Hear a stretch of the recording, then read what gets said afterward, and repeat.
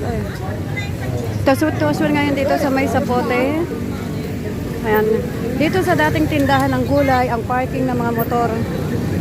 Kasi nilinis ang daan, kaya maluwag ang traffic. Ayan o. Ito ang sidewalk, dating tindahan ng mga gulay pag madaling araw. Ngayon malinis na kasi ginagawa ang daan, ang drainage. Kaya ayan ang mga motor sa dating pwesto ng mga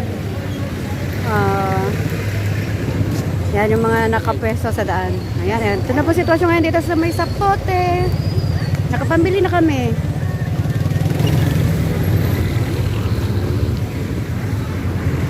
Papunta sa Sapote kabila.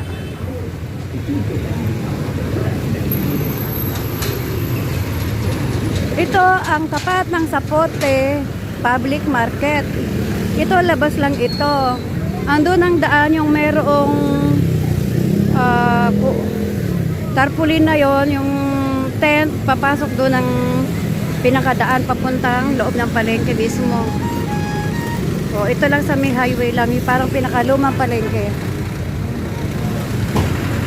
Yan, ginagawa ang drainage, kaya malinis ang kalsada, lahat ng nagtitinda sa bangketa, wala na. Ngayon, ang motor sa taas na nagpa-parking. Kaya maluwag ngayon ang biyahe dito. Andun si Ray sa kabila, kaya tatawid ako. Palagpasin ko lang muna ito.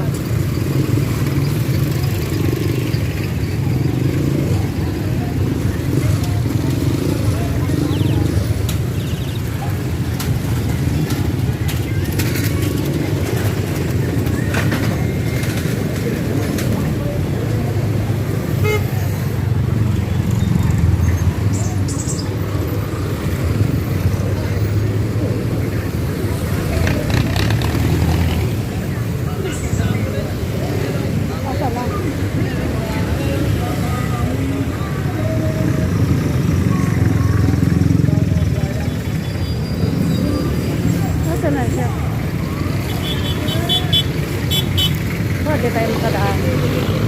Ayun, tawid lang po. Tawid lang kami. Parada. Salamat. Ano kasama ko na wala? Umiikot siguro.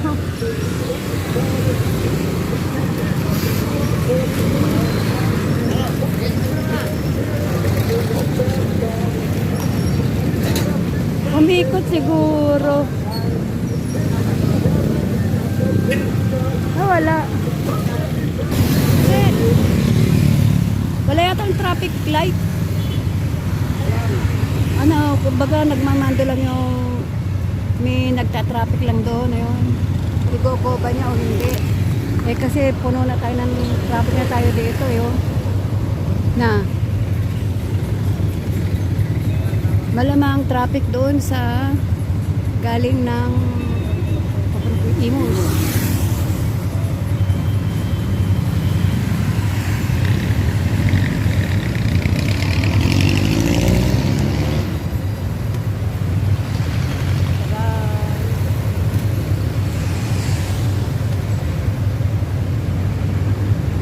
Yung kasi ang ito crossing sa Sapote. Sa pagtawid doon ay Aguinaldo. Ito Aguinaldo highway na. Tapos paliko ng Molino Boulevard. Pag ano naman, papuntang Talaba. Wala, one to Sawa yata to. So, siyempre, inuuna yung mga papuntang Manila.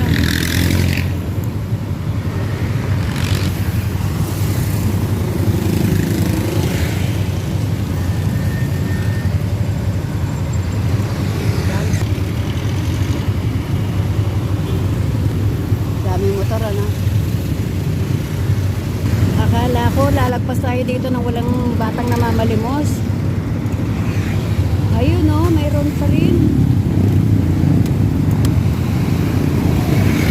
Ako nasa gitna pa siya. Wala.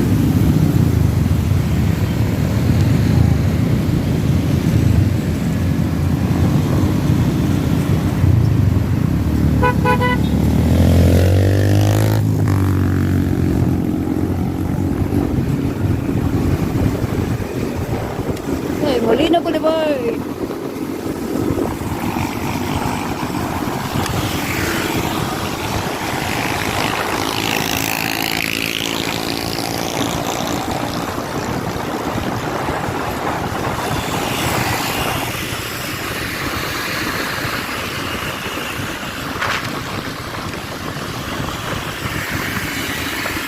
Alas 6 ng umaga, mayroong puso.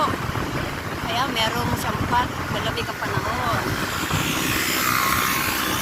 August pala, kasi kahapon ay nagpulan.